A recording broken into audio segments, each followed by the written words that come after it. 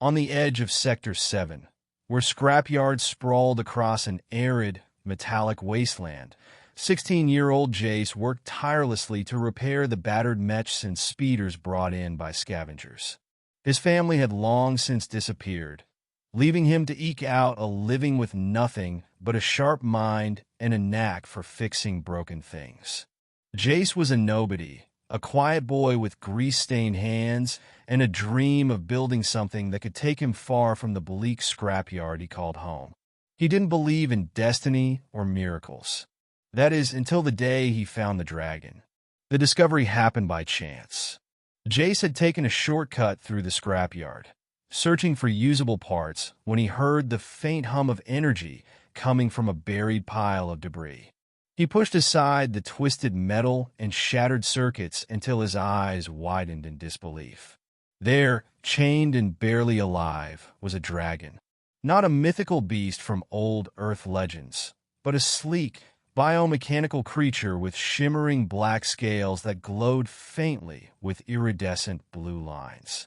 Its eyes, half closed and dim, were once bright orbs of searing light.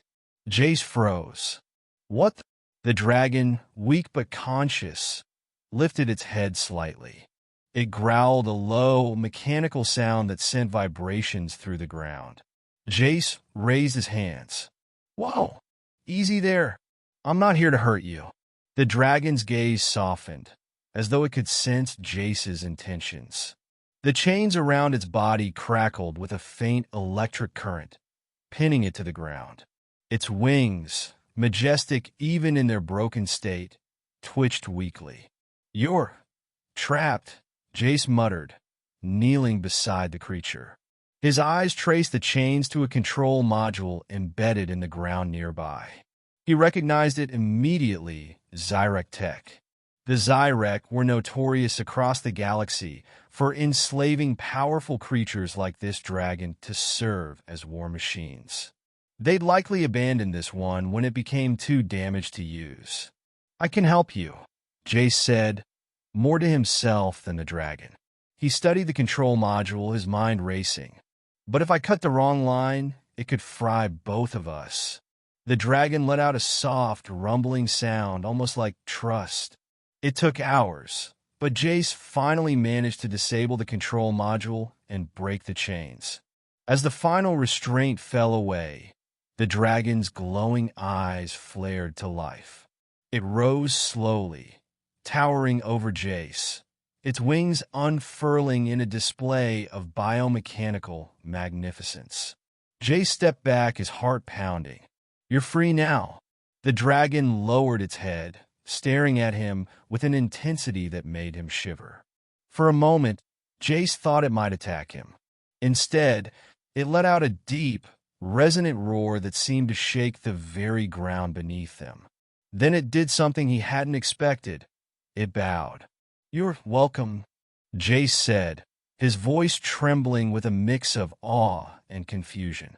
The dragon straightened, its eyes fixed on him. With a gentle nudge, it pushed him toward its back.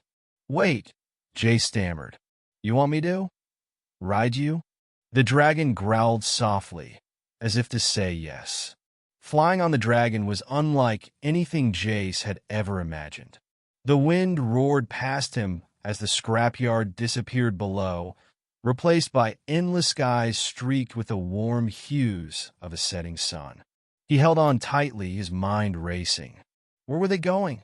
Why had the dragon chosen him? It wasn't long before he got his answer. The dragon flew toward a Zyrek outpost, a sprawling fortress guarded by towering mechs and heavily armed sentries. Jace's stomach tightened. You want to take on them? He whispered. The dragon rumbled in response, its glowing eyes narrowing. The battle was unlike anything Jace had ever experienced. The dragon, now fully recharged and unchained, was a force of nature. It tore through the Zyrek mechs with ease, its biomechanical scales deflecting their energy blasts.